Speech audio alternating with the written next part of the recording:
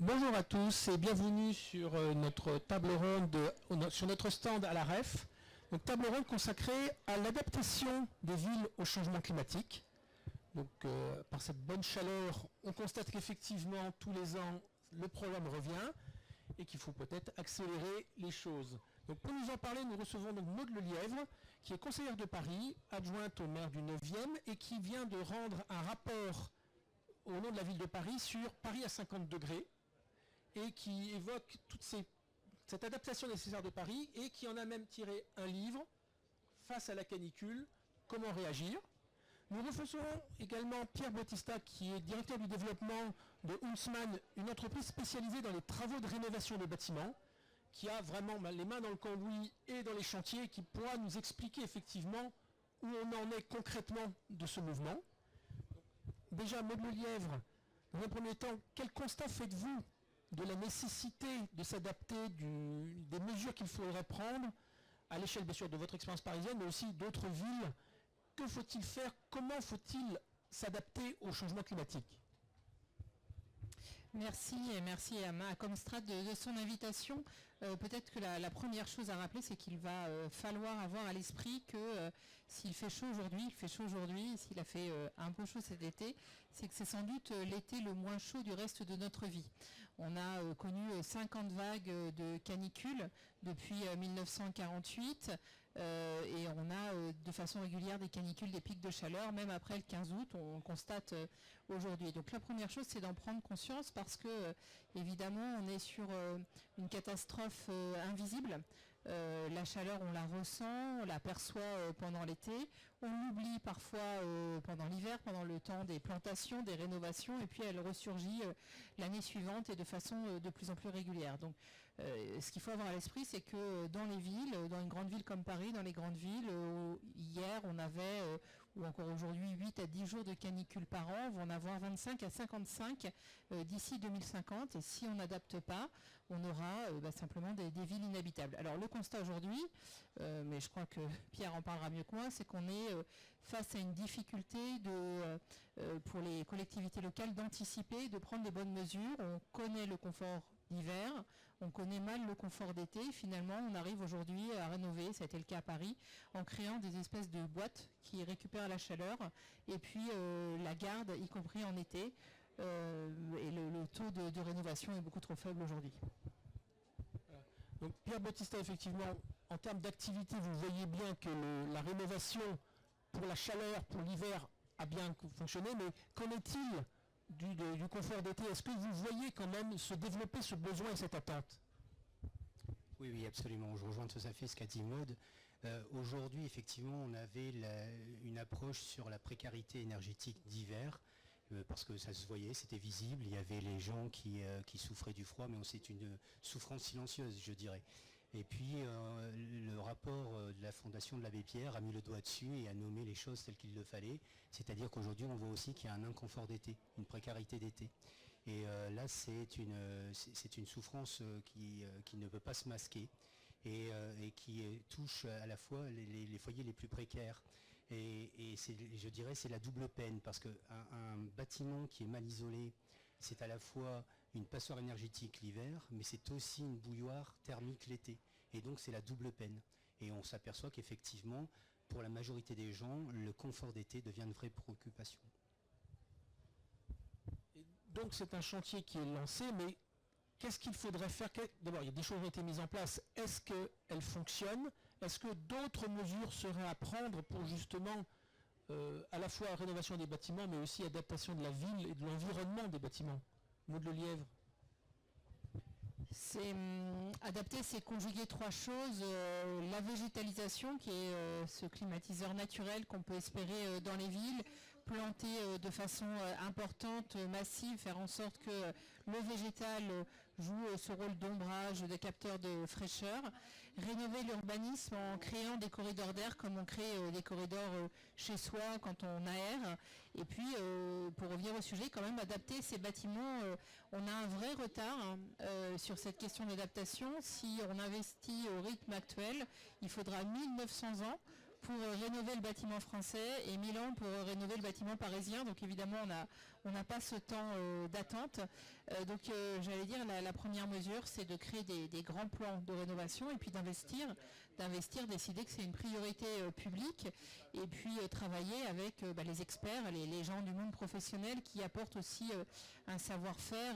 Je donne juste un exemple parisien où on isolait de façon avec de la laine de verre, avec beaucoup de matériaux extrêmement épais il y a une dizaine d'années quand on voulait rafraîchir ou en tout cas isoler les derniers étages des bâtiments. Aujourd'hui, on a ces matériaux presque de l'espace, enfin en tout cas de l'ingénierie spatiale qui sont très fins. Donc ça veut dire qu'on peut faire beaucoup plus rapidement, mieux et plus vite, à condition évidemment d'investir. Et donc, Pierre, donc, concrètement, qu'est-ce qu'on peut faire assez rapidement et pas trop difficilement pour concrètement améliorer le confort d'été des bâtiments? Très rapidement et très simplement, je pense qu'aujourd'hui, effectivement, quand on regarde les actions qui sont mises en place, je parle par exemple de MaPrimeRénov', etc., on a une approche de la rénovation énergétique globale et générale, ce qui est tout à fait logique dans un a priori. Mais je pense qu'il faut se montrer aujourd'hui plus pragmatique face au changement climatique qui s'accélère. Je crois qu'il faut aujourd'hui se montrer pragmatique et le premier des gestes et la première des actions à faire pour apporter du confort rapidement dans un logement, c'est son isolation. Et quand on parle d'isolation, je pense qu'il faut d'abord aussi commencer par bien définir ce qu'est une isolation. On a trop tendance aujourd'hui, et je ne voudrais pas être trop technique, mais on a trop tendance aujourd'hui à simplement ramener l'isolation à une résistance thermique. Or, une isolation, c'est de l'étanchéité à l'air, de la durabilité, de la gestion de la perméance, c'est-à-dire de la gestion de la migration de vapeur d'eau, et aussi effectivement une résistance thermique. Et donc pour moi, le premier des gestes à faire, qui serait de toute façon la logique même, et qui ne serait pas un geste vain, c'est de travailler sur l'isolation de l'enveloppe des bâtiments. Ça permettrait d'apporter déjà, d'éviter que ces bouilloires absorbent la chaleur et ne deviennent insupportables la journée. Et en même temps, ça permettrait aussi de sous-dimensionner les appareils qui permettraient de réfrigérer ou de rafraîchir une maison. Voilà. Donc je pense que le premier des gestes, c'est l'isolation thermique de l'enveloppe. Donc, Maud Lelièvre, donc effectivement, ce plan pour les habitations peut fonctionner. Est-ce qu'il y a aussi un besoin pour les bâtiments publics? Je pense par exemple tout ce qui est hôpitaux, maisons de retraite, où là effectivement il y a des personnes fragiles. Est-ce que là-dessus il y a une volonté politique? Est-ce qu'il y a des moyens qui sont mis pour améliorer ces bâtis collectifs? La prise de conscience, elle s'accélère, on le voit dans des pays plus chauds à l'étranger, où il y a des systèmes, des lieux de fraîcheur particuliers pour traiter les malades de la chaleur et puis aussi les accueillir. Dans les grandes villes comme Paris, ce qu'on a initié, moi ce que j'ai initié en tout cas au niveau local, c'est de faire en sorte qu'on crée des lieux refuges. Faciliter l'ouverture des parcs, avoir des lieux où il y a des brumisateurs, faire en sorte qu'il y ait des salles rafraîchies dans les mairies. C'est ce qu'on a innové la maire du 9e il y a quelques années déjà. Et donc il faut qu'on puisse proposer à la population cette carte fraîcheur. Ça va avec le dur, avec l'urbanisme, avec la rénovation, mais il faut aussi se dire que lorsqu'on a un dôme de chaleur et un contexte particulier, il faut qu'on puisse avoir ces lieux refuges. Donc ça progresse parce qu'évidemment, forcément, comme le nombre de nuits caniculaires et tropicales augmente, on a cette prise de conscience qui s'accélère, mais il va falloir que ça puisse s'inscrire. Les vagues de chaleur, c'est vraiment une catastrophe invisible, contrairement à une inondation où il va rester des traces, un accident industriel. Il faut se dire qu'il faut traiter de la même façon ce risque caniculaire et l'intégrer dans les plans d'action, dans les financements, dans les programmes pluriannuels d'investissement et puis dans la stratégie administrative globale. Et donc à Paris, ça veut dire raccorder tous ces bâtiments à Fraîcheur de Paris, à des réseaux de climatisation propres et pas céder à la tentation de mettre des climatiseurs individuels partout. Voilà. Donc effectivement, il faut des plans, il faut des financements, il faut des structures administratives. Pierre Bautista, vous qui les voyez concrètement puisque vous êtes sur le terrain, quels sont un peu les points forts et les points faibles de ces dispositifs? Est-ce que des choses fonctionnent, d'autres seraient à améliorer pour atteindre des objectifs raisonnables? Oui, effectivement, il y a beaucoup de choses qui sont mises en place et un panel d'aides.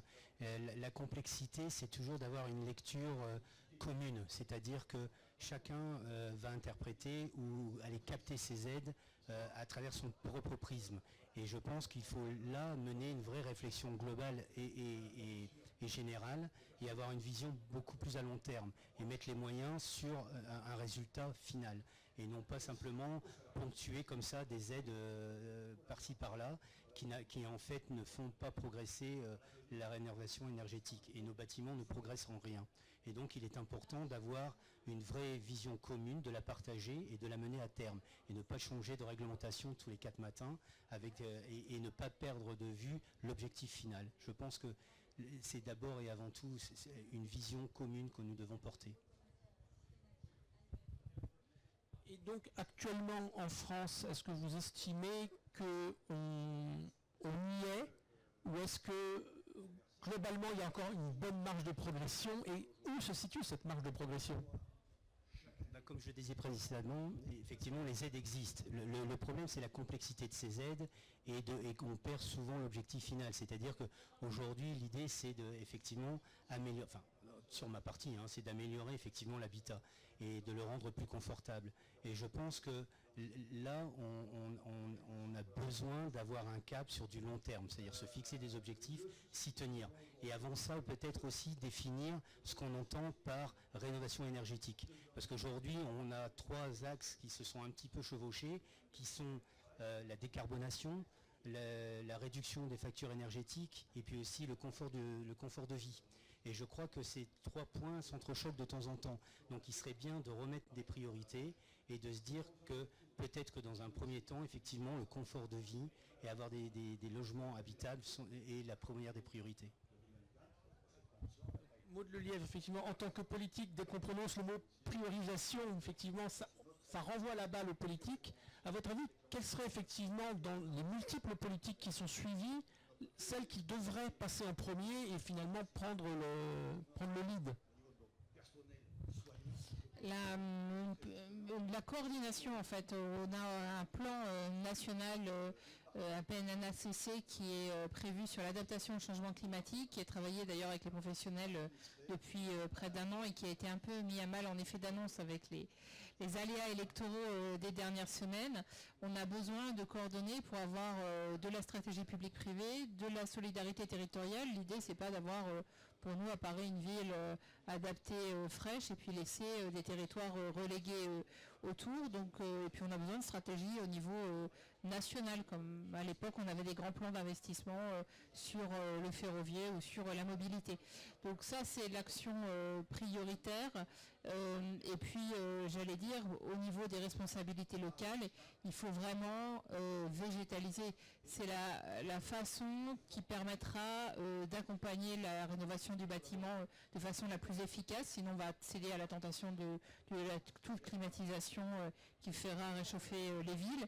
Et puis il faut végétaliser pour qu'en fait les villes ne deviennent pas des repoussoirs mais restent des lieux attractifs et habitables pour les populations. Sinon, passé les 50 degrés, on aura les plus riches, ceux qui ont les moyens de vivre ailleurs, qui partiront des villes, peut-être d'ailleurs même définitivement, comme on a d'autres modèles en Amérique du Sud où en fait l'activité économique a quitté le centre des villes parce qu'il était plus possible de continuer à s'y développer. Voilà. Donc rien n'est perdu, mais effectivement il y a encore pas mal de travail à faire et quelque part de coordination et de conception parce que finalement les moyens, les besoins sont identifiés, il ne reste plus qu'à se lancer. Eh bien, merci beaucoup pour cet échange et donc bonne journée à tous.